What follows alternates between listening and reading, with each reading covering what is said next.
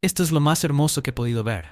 Yo oro para que Dios bendice, protege y multiplique a los de River y que Dios mantenga a Dante de pie por muchos años. Y bendice siempre a todos los colaboradores de todos sus proyectos. Te amo en el Señor Dante, si vos supieras lo bien que me hace escucharte. Gracias Dios te sigue usando para bendecir. Hola, soy católico y me gusta escuchar a Dante desde hace 15 años. Aunque muchos pastores lo atacan y critican, es el mejor de su fe. Muchos católicos nos hubiera gustado tener un predicador tan bueno acá. De todo lo que acabaron de leer. Y todos coinciden en que la mayoría borraría lo que sienten que le causaría más daño, más dolor. Porque vivimos en una generación de padres helicópteros, padres que bajamos así a rescatar a nuestros hijos. Apenas nos enteramos de algo, vamos y hablamos con la maestra para que nadie lo maltrate, para que nadie le haga bullying, para que no fracasen en nada. Los que somos de esta generación, ni siquiera los padres se molestaban en conocer a nuestra maestra. Veníamos con un ojo morado así y se me pegó el maestro. Y algo habrá hecho, decía el viejo. ¿Se acuerdan? Ahora no. Ahora vamos enseguida y los rescatamos para que no sufra. Ahora, ¿sería buena idea evitarle a nuestros hijos cualquier sufrimiento, cualquier adversidad? ¿Sería buena idea? No, no es lo que queremos. Digo si sería buena idea. Nadie quiere que tenga adversidad. ¿Será posible que la adversidad los termine formando? ¿Será posible que la adversidad sea lo que los haga crecer como a nosotros? Pablo, el apóstol, creía que el sufrimiento llevaba sí o sí al crecimiento, que el sufrimiento produce personas más exitosas, más efectivas. Romanos 5:2, Pablo afirma, porque sabemos que el sufrimiento produce perseverancia. Sin sufrimiento uno no persevera. El sufrimiento es lo que hace que uno tenga resiliencia. La perseverancia, dice Pablo, produce entereza de carácter. Alguien que se para frente a las tormentas, que las resiste, y si se dobla como el junco, se vuelve a enderezar. Y la entereza de carácter produce esperanza. Ese es el camino hacia la esperanza. Empieza con la adversidad. Todos oramos para tener esperanza, pero sin adversidad no se consigue tener esperanza.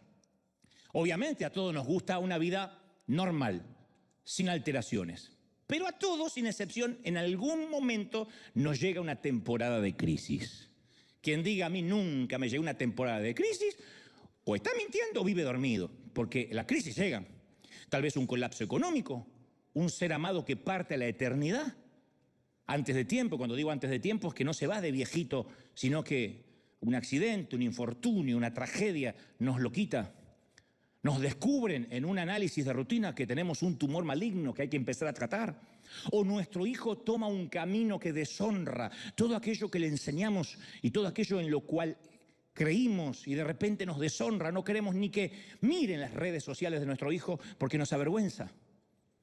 Cierta vez yo conocí a una mamá que el bebé que tenía en su vientre le habían diagnosticado grandes defectos cognitivos y los amigos no sabían qué decirle. Entonces algunos decían, no, el bebé está sano, tienes que confesarlo, tienes que tener fe, y oraban por la pancita de la mamá y todos se pusieron a orar y el bebé no nació sano, como suele pasar. Entonces algunos decían, miren que los ateos, los inconversos los están observando, no lloren, no se entristezcan, muestran que tienen gozo y victoria. Otro decía, Dios los debe amar mucho, los ama demasiado, por eso les dio un hijo retardado, porque los ama mucho.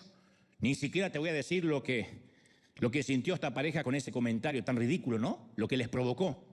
Pero terminaron por ignorar los comentarios de todo el mundo y decidieron unirse como pareja más que nunca, a crecer a través de su íntimo, de su dolor íntimo, de su dolor privado, de su propio dolor que nadie podía de afuera opinar. Hoy ellos afirman que no renunciarían a ese crecimiento maravilloso que tuvieron como pareja, como familia, por tener un hijo más saludable, no lo cambiarían. Y no lo dicen como resignados. Ellos dicen que esa experiencia los hizo mejores personas, sacó la mejor versión de sí mismos. Claro, a nadie le gusta ver a un hijo enfermo, o con una minusvalía, o limitado, pero cualquier crisis, sea lo que sea, nos lleva a un embudo, a una pregunta: ¿sobre qué puedo edificar mi vida de manera que las circunstancias no me roben la felicidad? ¿Sobre qué tiene que estar edificada mi vida para que, pase lo que pase, yo siempre siga teniendo gozo? Los investigadores observaron que las personas que son capaces de enfrentar la adversidad terminan siendo más fuertes que antes. Hay toda una generación de cristal que se ofende por cualquier cosa, que un vientito ya, ay, sí, no voy mal a la iglesia porque me miraron mal, me sacaron mi asiento. Que acá no pasa, pasa en el otro servicio. Pero hay otra generación que se ha hecho fuerte, a fuerza de que de golpes. Y así como existe el estrés postraumático, los investigadores hablan del estrés o del crecimiento postraumático. Del crecimiento postraumático, los traumas que hacen que nos desarrollemos, que tengamos otro carácter. Y estos investigadores sostienen que la adversidad conduce al crecimiento. La adversidad nos hace fuertes. O sea, la adversidad nos lleva a crecer más que ninguna otra cosa que pueda existir. La adversidad es lo que nos hace crecer. Muéstrame una mujer, un hombre que tuvo adversidad en su vida, y yo te voy a mostrar a alguien con carácter firme, no necesariamente amargado o amargada. Porque en la adversidad descubrimos de qué estamos hechos. Un líder, ¿cómo se muestra un líder? Y en tiempos de pandemia, en tiempos de tempestad, de zozobra, en tiempos donde los vientos golpean la barca, ahí es cuando se para un líder. En los tiempos de recesión, en los tiempos de guerra. Uno ve lo que tiene dentro como si apretara un dentífrico. Y a veces decimos, ay, yo nunca podría pasar lo que pasó a esa persona. Yo creo que si estuviera en su lugar me moriría. No me digas que no lo pensaste alguna vez viendo a una pareja de padres en un panteón enterrando un ataúd blanco, echando un puñado de tierra sobre el ataúd en donde yace su niño. Tú dices, yo vivo algo así y creo que no salgo nunca más debajo de la manta o me tiro encima del cajón. Y luego atravesamos algo similar o peor y vemos que el corazón sigue latiendo, que el mundo sigue girando, aunque muchas veces nos queremos bajar. El mundo sigue girando. Uno quisiera que el mundo se detenga, que esté en low motion, en cámara lenta, porque hoy tenemos un funeral. Y el mundo sigue. Siguen los vendedores en la puerta, sigue alguien chismeando, sigue la suegra diciendo, los voy a visitar un día de esto. La vida sigue. Pero no sabemos lo que somos capaces hasta que tenemos que hacerle frente. Hasta que finalmente nos fajamos y le hacemos frente. Y en la adversidad, ¿qué aprendemos? A sobrevivir, a mantenernos respirando. Gente, que no es poco. El que no aprendió eso durante el 2020 no estuvo aquí. El 2020 nos enseñó que había que seguir respirando. No había otra prioridad. No era mantener ni la piscina, ni pagarle al jardinero, ni tener una mascota nueva, ni comprarse un bote, los que tenían dinero, o trabajar. Era mantente respirando. Caramba, que no es poco. Trata de respirar. Y apenas teníamos una complicación en los pulmones, ya teníamos un pánico. ¡Ay, me voy! Porque había que respirar. Mantente respirando. Mantente respirando significa tienes que atravesar esta situación. Como decía el primer ministro británico Churchill, cuando estés atravesando el infierno, por el amor de Dios, sigue caminando. Nadie acampa en el infierno. Tienes que seguir caminando. Dios podría haberle permitido a Abraham que se quedara en Ur. A Moisés que se quedara a vivir plácidamente en la corte del faraón como si fuera el príncipe Carlos en Buckingham. Podría haberle apartado a David de Goliat, que nunca se lo encontrara, a Sadrach, Mesach y Abednego del horno de fuego, a Daniel le podía haber quitado el foso de los leones, a Elías le podía haber evitado conocer a Jezabel, esa hermosa mujer, a Nehemías de la cautividad. Podía haberle a Juan el Bautista evitado a Herodes, a Esther de ser amenazada, a Jeremías de ser rechazado, a Pablo de naufragar. Pero Dios utilizó todo ese crisol de pruebas, ese tamiz, ese colador, para producir en ellos perseverancia, resiliencia, carácter. Y permíteme ser brutalmente honesto, que no es lo mismo que bruto y honesto. Brutalmente honesto. Algunos creen que hay que ser bruto y honesto y ofenden a todo el mundo. No, brutalmente honesto. Es un tema de semántica. Yo, como todo el mundo, detesto las crisis. No voy a hacer una apología en favor de las pruebas, yo las detesto. No tanto por lo profundo del dolor, sino por lo mucho que dure ese dolor. Yo sé que gracias a las crisis me imagino, que me he vuelto y me sigo volviendo más humilde, más sabio, más flexible, más comprensivo, porque eso producen las crisis. Pero a mí me deja un mal sabor de boca. No creo que haya alguien acá que diga, a mí me encantan las crisis, no creo. A menos que le guste que le peguen con un látigo y otras cosas. Pero si no, no. A mí no me gusta. Todo cristiano va a ser zarandeado. Ese no es el asunto. Muchas de las dificultades que nos enfrentamos son permitidas por Dios de manera deliberada, como un test, como un examen en el colegio. De manera deliberada. Nadie va al colegio y dice, uy, tropecé y me caí con un examen. No, es deliberado. El asunto no es si vamos a ser zarandeados, el asunto es cómo vamos a salir de ese zarandeo. En un momento Jesús ora por sus discípulos en Juan 17:15 y dice: no te pido que los quites del mundo, sino que los protejas del maligno. No pide que seamos sacados del mundo, Jesús, que nos ponga en una burbuja, en un invernadero, que nos meta en Neptuno, en Plutón, o que vivamos en una suerte de membrana plástica evangélica. Lo que pide es que Dios nos proteja en medio de las crisis que sí o sí vamos a vivir. Esto no lo pega nadie en la nevera ni en sus automóviles, pero en el mundo tendréis aflicción. Después dice: confiad, yo vencí al mundo, pero es una promesa, van a tener aflicción. Seremos zarandeados. Tenemos que saber qué va a suceder. Lo único que no sabemos cuándo va a suceder. La buena noticia es que somos zarandeados con un propósito, por algo nos pasa. ¿Por qué? Porque Dios quiere producir en nosotros carácter, resiliencia, como nosotros con los hijos. A ver, hijo, prueba de hacerlo tú solo, hasta para enseñarnos a andar en bicicleta. Yo recuerdo cuando no me caí de la bicicleta, me caí de la confianza. Mirá qué profundo. Mi papá dice: vamos a andar en bici. Yo tenía las rueditas esas que están atrás que te sostienen. Y mi papá dijo: ya es hora de quitar las rueditas. Tienes 18, no, 5 o 6 años. Bueno, pero si me vas teniendo, y mi papá me iba teniendo así: vamos, vamos, vamos. Nunca me sueltes, nunca me sueltes, jamás, me dice mi papá. Me di vuelta, mi viejo allá con mi hermano hablando. Y dice: y me caí. No me caí de la bici, me caí de la confianza.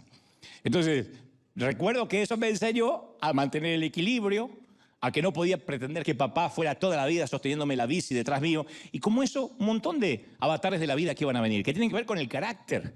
Y los que hemos sido zarandeados, salimos del proceso más sabios, un poquito más sabios, porque conocemos nuestras debilidades, nuestros puntos fuertes, nuestros puntos débiles. Mira, yo te voy a revelar el secreto más guardado del liderazgo cristiano, y con esto me van a querer quemar mis colegas, pero te lo voy a revelar. Antes de revelarte ese secreto, te quiero contar que para ciertos motores, si acaso la mayoría, existen muchos combustibles. Muchos. La gasolina es un combustible volátil.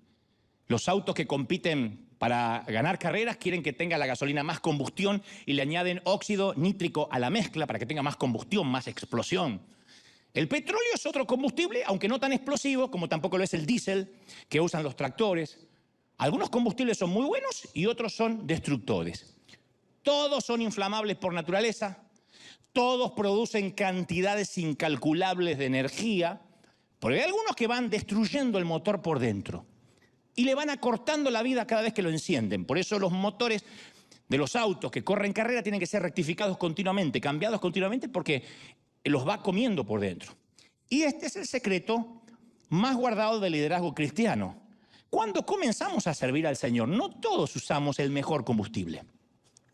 Por ejemplo, algunos usan un combustible llamado codicia, que puede mover a una persona y a un ministerio completo por años. Su gasolina es la codicia: quiero más, quiero una iglesia más grande, quiero más dinero, quiero más autos, quiero más vacaciones.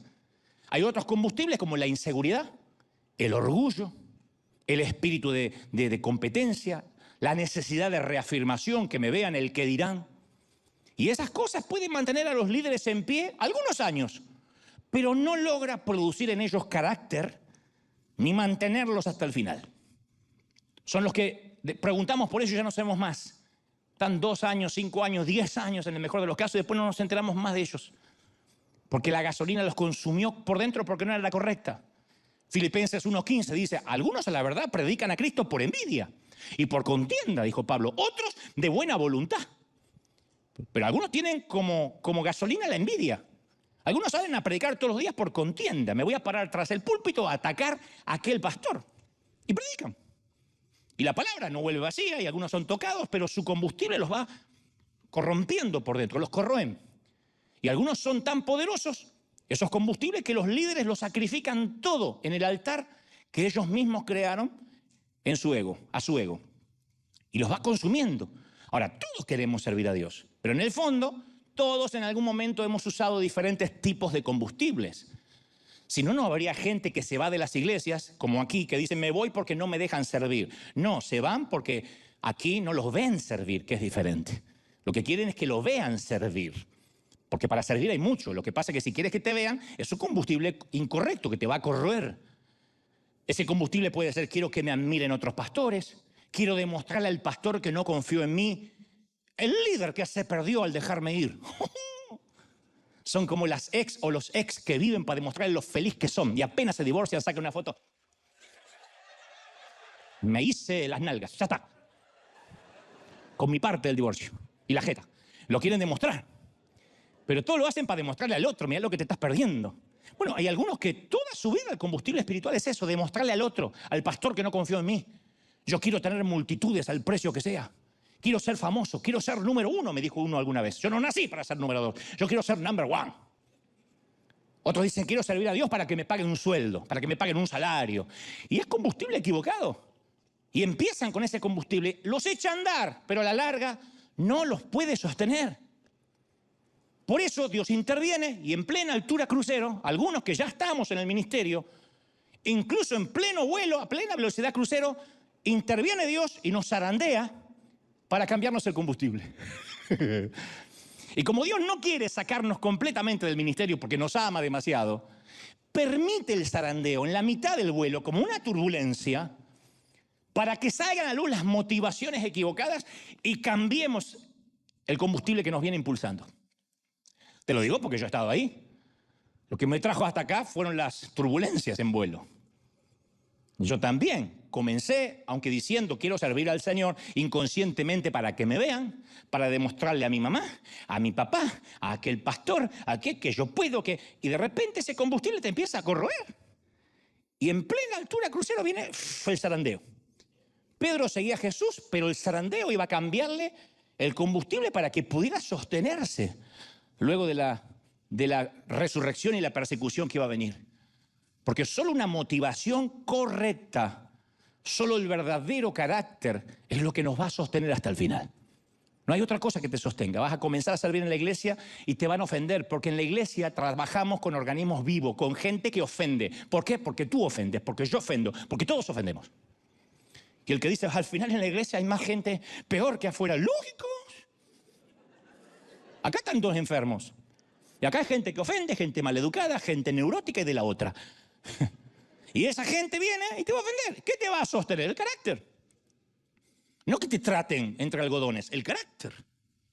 Por eso insisto, no tenemos que orar para que Dios nos libre de ese proceso, sino que aprendamos a atravesar ese proceso del zarandeo. Es la prueba, pero es una prueba dentro de un ambiente controlado. Es un test que no se le escapa de la vista a Dios. Es un ambiente controlado. Es un proceso, el zarandeo, que está bajo el estricto control de Dios. Es similar a lo que en el campo del aprendizaje los expertos llaman la curva J. La curva J. ¿Cómo se hace una J? ¿Cómo se escribe una J? Ellos dicen que nuestro crecimiento opera de la misma manera que se dibuja o se escribe una J. Un descenso antes de elevarse. Nadie creo que escribe la J al revés, así. Puede haber algún raro, siempre hay un raro, pero la mayoría es así. A mí me gusta pensar en la curva J como la curva Jesús. Que Jesús siempre nos va a llevar a un crecimiento, pero antes del crecimiento nos tiene que forjar con varios fracasos. Siempre hay que bajar para luego subir.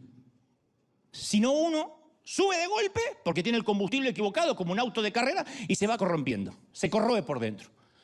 Pero lo medular de este mensaje es: si Dios nos va a meter en la curva J, en el zarandeo, o va a permitirla, ¿a quién Dios va a usar para esa curva J?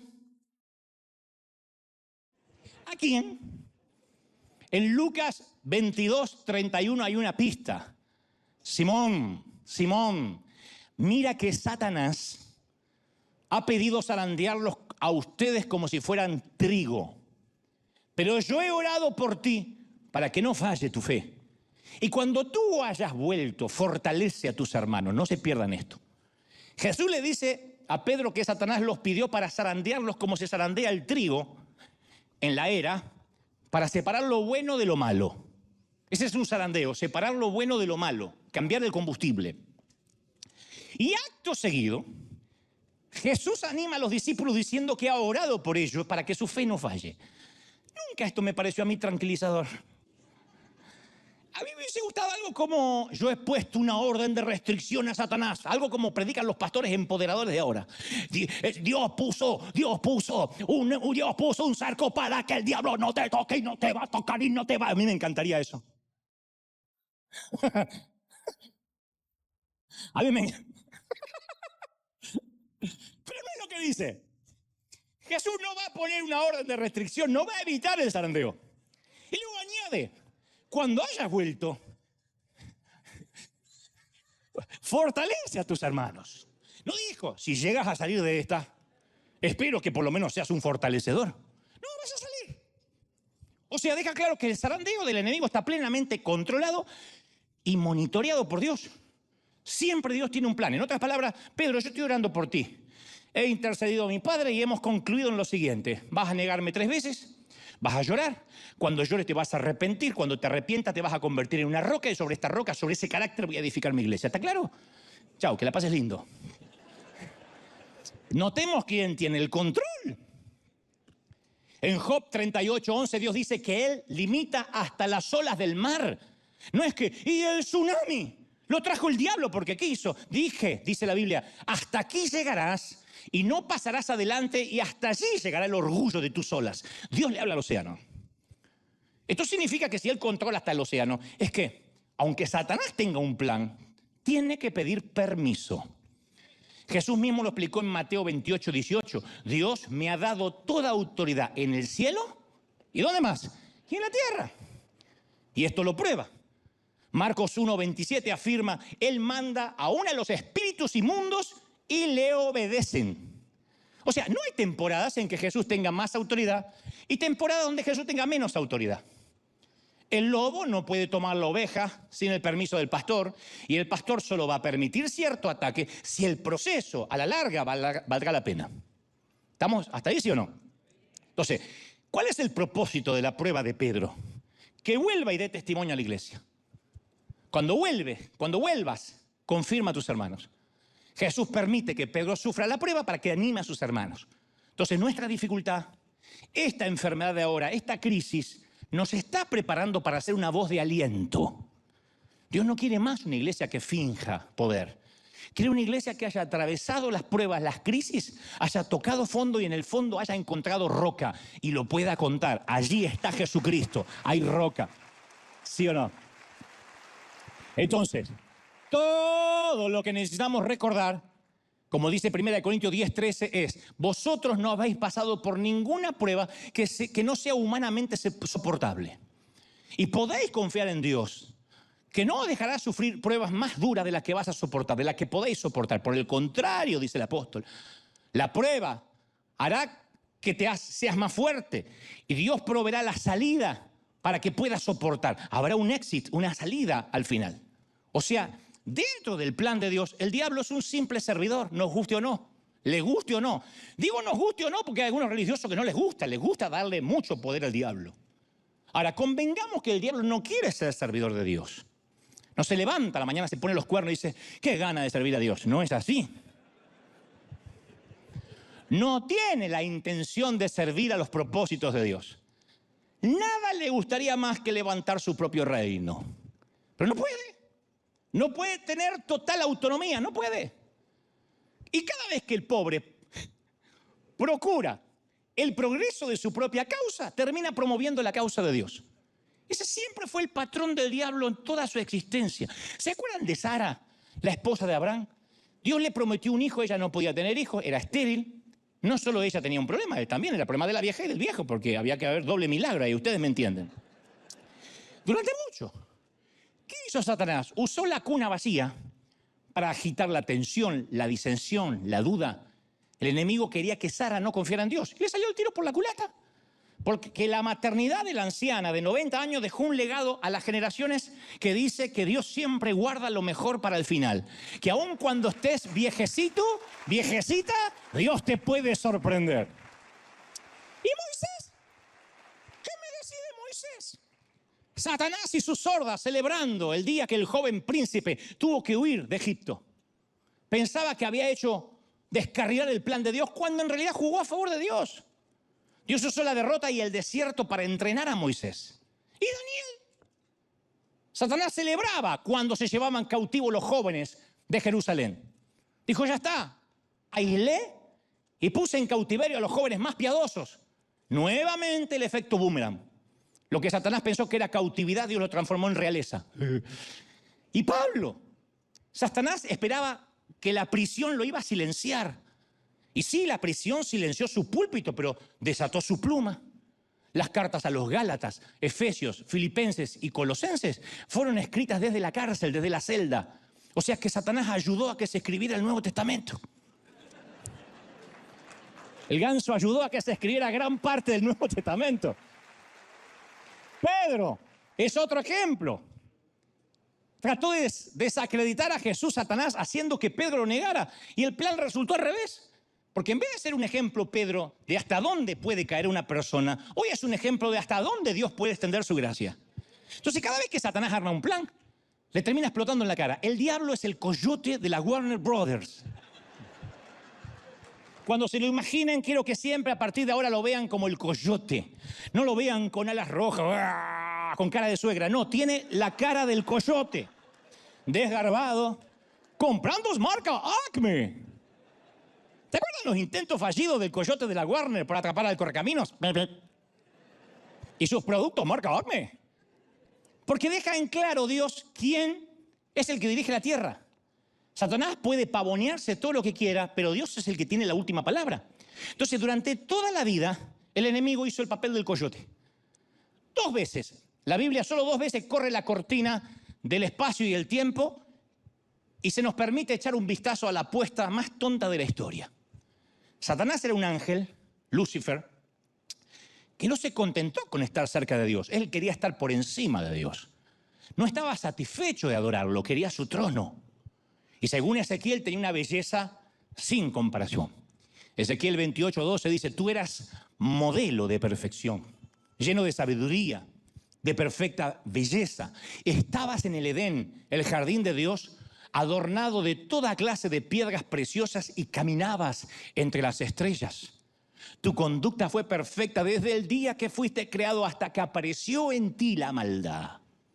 El tipo caminaba pechito de paloma como un argentino por las nubes así. Era una mezcla de Ronaldo con el talento de Messi. Y las ganas de Chicharito. Y tanto Ezequiel como Isaías, describen al ángel más hermoso que cualquier criatura, sin embargo, más necio que cualquier otro ser que haya vivido. Porque el orgullo fue su caída.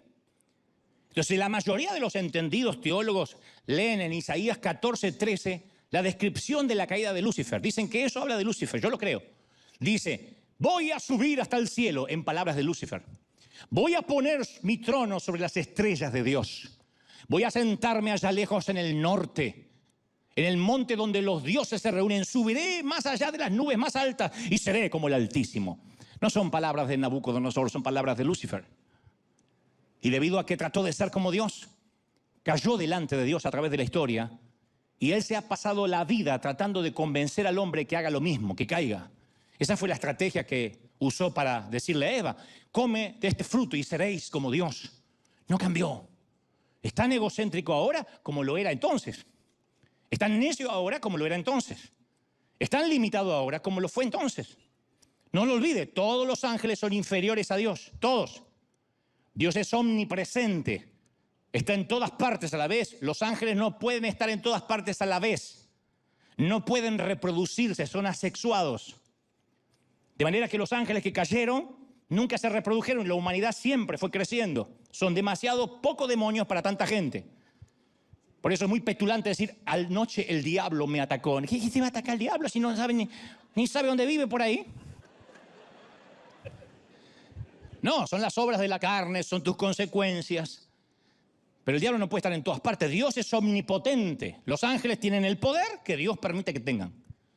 Dios es omnisciente, todo lo sabe. Los ángeles saben solo lo que Él quiere que les sea revelado. ¿Sí? Y Satanás es un ángel caído.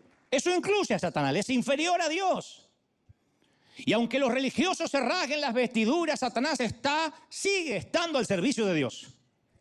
El diablo es tan siervo en su rebelión como lo era en los días de su obediencia.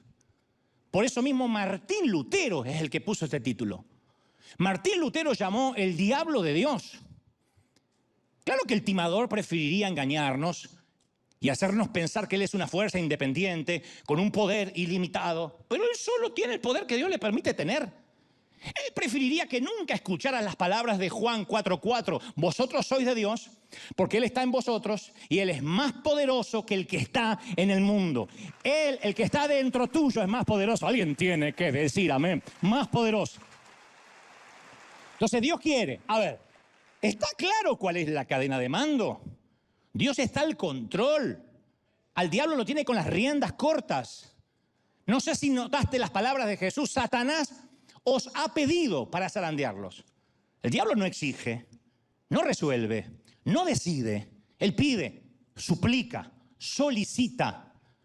Así como pidió permiso para tentar a Job, pide permiso para tentar a Simón Pedro. Satanás no hace nada que Dios no sepa.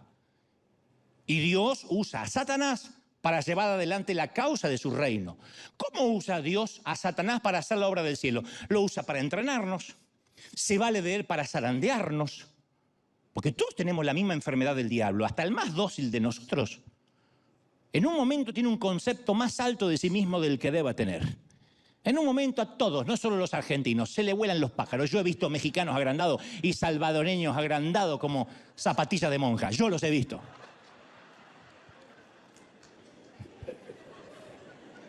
Tal parece que Pablo también.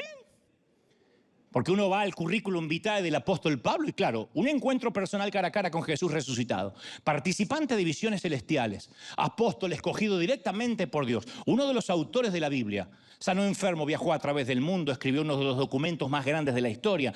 Pocos pueden igualar los logros de este prócer llamado Pablo. Y capaz que Pablo empezó a picarle el bichito y se empezó a autofelicitar. Y Dios, que ama a Pablo y odia el orgullo, lo protege a Pablo del pecado. Y obviamente, ¿a quién usa? A Satanás. Segunda de Corintios 12:7, por eso, para que yo no me creyera más de lo que soy, dice el apóstol, por tantas revelaciones maravillosas que tuve por haber ganado el campeonato del fin del mundo en Qatar. No sé si estaba eso, pero creo que lo hubiese mencionado. Se me ha dado un sufrimiento, una espina clavada en el cuerpo, un emisario de Satanás que vino a maltratarme. No se nos dice la naturaleza de su espina, pero se nos dice el propósito, el origen, para que Pablo siga siendo humilde. Un emisario de Satanás. El emisario pudo haber sido un dolor, una debilidad, una persona que le causaba aflicción, pero sí sabemos que ese emisario lo controlaba Dios. 3 veces le pedí al Señor. No dijo, me puse a reprender al diablo. 3 veces le pedí al Señor que me quitara el aguijón. Y el Señor me dijo, que te baste mi gracia, mi poder se perfecciona en tu debilidad. No te lo voy a quitar. El emisario estaba mandado por Dios. No te lo voy a quitar. Dios podía quitarlo, pero le dijo al emisario, te quedas ahí. Y el emisario, mire que si quieres jefe, yo me voy. No, te quedas ahí. Si quieres jefecito, no pincho más. Te quedas ahí. Otro ejemplo, la tentación de Job. Job 1:6. Llegó el día en que los ángeles debían hacer acto ante la presencia del Señor y entre ellos se presentó también Satanás. El tipo se metió entre los ángeles. Buenas, ¿qué tal, Gabriel? Y dijo Jehová a Satanás, ¿de dónde vienes? Responde Satanás a Jehová y dice, de rodear la tierra, de andar por ella. Anoche estuve en la casa de esta molestándola, a la que dijo el diablo. Satanás fue directo a Dios a hablar con él en el cielo. De hecho, Apocalipsis dice que lo hace día y noche acusando a los santos. El tipo entra. Sin embargo, considera el argumento de Satanás ante Dios. Estuve viendo a Job. ¿Acaso tú no lo has cercado a su casa y a todo lo que tiene? Y al trabajo de sus manos has dado bendición y sus bienes aumentaron en toda la tierra. Job 1:10. Satanás está muy familiarizado con quién es Job. Es obvio que en algún momento se acercó para hacerle algo, pero es consciente de la protección que tiene y la bendición. Lo que Satanás está pidiendo realmente a Dios es que quite la protección. Está buscando permiso para atacar a Job. Y Dios le dice, está bien, haz lo que quiero, haz lo que quieras con todas las cosas de Job, pero a él mismo no le hagas daño. Job 1:12. No lo toques a él. Empieza a matar todo, desde la suegra para abajo, pero no lo toques a él. Y nota que otra vez es un ambiente controlado. Le da el permiso, pero los parámetros de la lucha. No le da permiso, pero establece los límites. Cuidado, te estoy mirando. No lo vas a tocar a él. No lo vas a matar, mejor dicho. Quizá no entendemos el motivo de la prueba, pero entendemos el origen, la fuente. A la iglesia de Esmirna del primer siglo, Cristo le dice en Apocalipsis 2:10, no temas lo que vas a sufrir. Para probarlos, el diablo arrojará a algunos de ustedes en la cárcel y estarán así por 10 días. Sean fieles hasta la muerte y yo les daré la corona de la vida. Y como dice un autor, escucha las palabras de Jesús. Cristo informa a la iglesia acerca de la persecución, la duración de la persecución. Va a durar 10 días. Está controlado. ¿Para qué? Para ser probados. ¿Y qué resultado va a tener? La corona de la vida. Es un test. Jesús, Dios, usa a Satanás para fortalecer su iglesia. Se vale de la pandemia para tamizar y ver quiénes venían por costumbre y quienes realmente no hablaban de oídas de Dios, sino que lo habían visto. Al coyote de la Warner siempre le explota la dinamita en la cara. Martín Lutero dio en el blanco cuando describió al diablo como una azada que utiliza para Dios para cuidar su jardín. Y la azada nunca corta lo que el hortelano quiere conservar. Y nunca reserva y guarda lo que el jardinero quiere cortar. La azada está en las manos de Dios. No se le va a pasar la mano al diablo. Dios tiene la azada. Una parte del castigo que tiene Satanás es la frustración de que cuando él te quiere destruir, Dios lo usa para fortalecer su jardín. Y él ha sido el otro siervo durante toda su existencia. Otro ejemplo, Saúl, rey de Israel, lo consumen los celos al tipo. El tipo era Mbappé mirando a Lionel. Y David lo había eclipsado. Hacía todo mejor que Saúl, cantaba mejor. Impresionaba más a las chicas, a las mujeres. Hasta mató a los gigantes que Saúl temía. Y sin embargo el tipo, en vez de elogiar las habilidades de David, que pertenecía a su ejército y era su flamante yerno, se volvió pernicioso, hostil. Y Dios, en un esfuerzo por despertar a Saúl de esos celos ciegos, mandó otra vez a su siervo involuntario, Satanás, para ayudar. Dice la Biblia, al día siguiente un espíritu maligno, mandado por Dios, se apoderó de Saúl. Y este se puso como loco dentro del palacio. Primera de Samuel 18:10. Un espíritu maligno mandado por Dios a Saúl. Dios mandó un espíritu, le ordenó a un ángel caído. Si Saúl no quería beber de la copa de la gracia de Dios, que por un tiempo beba la copa del furor del infierno. Y el Nuevo Testamento tiene un montón de esos incidentes también, de una disciplina similar. Pablo reprende a la iglesia de Corinto porque toleraba la inmoralidad y le dice, entonces ese hombre deberá ser entregado a Satanás, que se destruya lo que es puramente humano, pero que el Espíritu salve cuando venga el Señor. En 1 Corintios 5:5. Hay una cosa semejante que ocurre en una instrucción que Pablo le da a Timoteo. El joven evangelista estaba como enfermándose de gente de líderes que influían negativamente. ¿Y cuál fue la instrucción de Pablo? Esto le pasó a Himeneo y a Alejandro, los cuales ya los entregué a Satanás para que aprendan a no ofender a Dios con sus palabras. 1 Timoteo 1:20. Entonces, un amor santo a veces toma la difícil decisión de entregar al hijo a las consecuencias de la desobediencia. Dios no es un bombero que dejo embarazada a quien no tengo que dejar y viene y me ayuda con el aborto. Dios no es el SWAT o el helicóptero que me salva de las circunstancias de la desobediencia. Porque un amor santo toma decisiones difíciles. Algunos santos despiertan con un golpecito cariñoso, otros necesitan un garrotazo en la cabeza. Y cuando Dios necesita darte un garrotazo, invita a Satanás. Hasta Dios le dio permiso a Satanás para que tentara a su hijo. Nos olvidamos de aquella frase. Y luego el Espíritu llevó a Jesús al desierto para que el diablo lo sometiera a tentación. Mateo 4:1. No fue el diablo el que llevó a Jesús al desierto, fue el Espíritu Santo el que lo llevó hasta allí.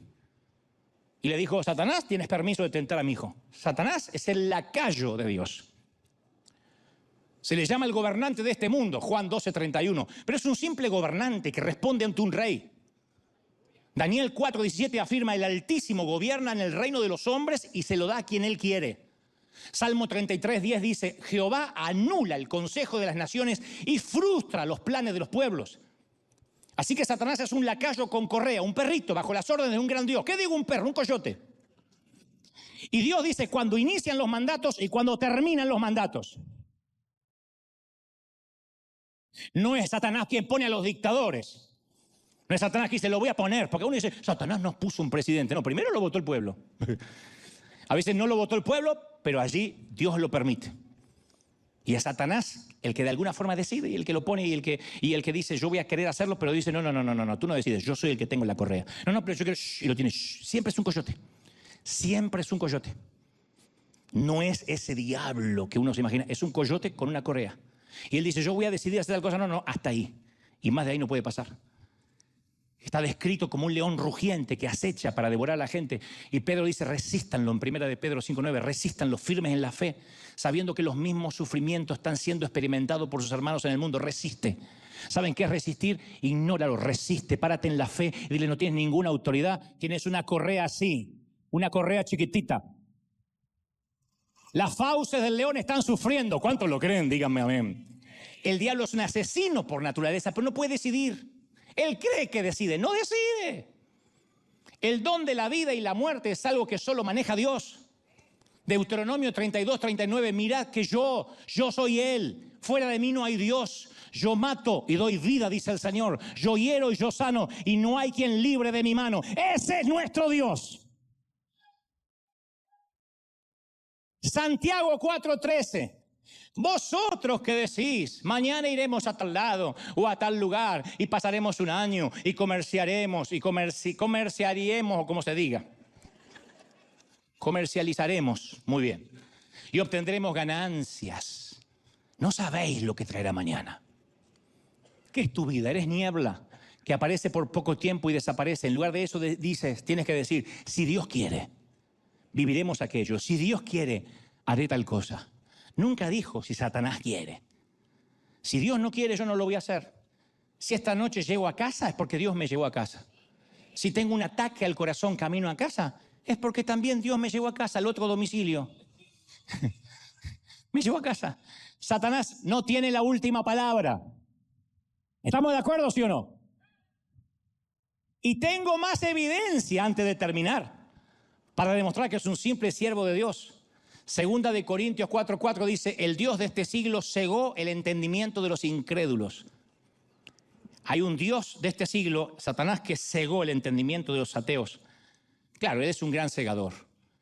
De hecho, algunos de ustedes, si no es aquí, allí en casa, están ahora ciegos, lo que significa que me están escuchando y este mensaje no los conmueve y capaz que solo están mirándolo para refutar o para criticar el mensaje. Y es porque están ciegos, no tienen papilas gustativas espirituales. Pueden que el mensaje los enoje, pero no les despierta adoración, ni pasión, ni celo, ni amor, ni resolución por obedecer. Porque Satanás es un gran cegador. La pregunta es poderoso en su cegamiento? ¿Tiene la última palabra? ¿O Dios es el que hace irrumpir la luz en la vida cuando quiere? Pablo dice en 2 de Corintios 4:6, de las tinieblas resplandecerá la luz. Y resplandeció en nuestros corazones para la iluminación del conocimiento de la gloria. Cuando Dios se propone encender luces en tu corazón, no hay demonio que lo pueda detener. Dios enciende y dice, a mirar, a verme con ojos nuevos. ¡Oh! Dios domina la voluntad de sus ángeles, y eso incluye al diablo. Manda a los espíritus malignos y obedecen. Por lo tanto, si desobedecen es porque Dios quiere que desobedezcan. Les permite desobedecer. Si Dios permitió la caída de Satanás es no porque estaba indefenso, es porque tenía un propósito para esa caída. Y tal vez hoy estemos en una temporada de zarandeo, como empecé el mensaje. Y esta temporada es de tanta importancia como la temporada de cosecha. Muy importante. Porque el proceso de zarandeo nos refina, nos entrena. Nuestra oración durante esta temporada de zarandeo tiene que ser no pedir, Señor, no quiero ser más zarandeado, sino, Señor, ayúdame a atravesar bien el proceso. ¿Están conmigo, sí o no? Que mi fe sea ratificada. El entrenamiento de David se produjo en cuevas del desierto, no en los pasillos de mármol del palacio. El entrenamiento de José fue en las prisiones de Egipto. Moisés aprendió y se volvió humilde mientras trabajaba como pastor en las arenas del Sinaí. A Jacob se le asignó el profesor Labán como instructor por 14 años. Y cada uno de estos líderes, cuando se enfrentó a un reto difícil, tuvo la oportunidad de vengarse, de negarse, de echarse atrás o escapar. No hicieron nada de eso. David se convirtió en uno de los mayores reyes que tuvo Israel. José se convirtió en el segundo hombre de autoridad de Egipto. Moisés sacó a 2 millones de personas o 3 millones de personas de la esclavitud. Jacob se convirtió en el padre de las 12 tribus y ayudó a poner los cimientos para la gloriosa venida del Mesías.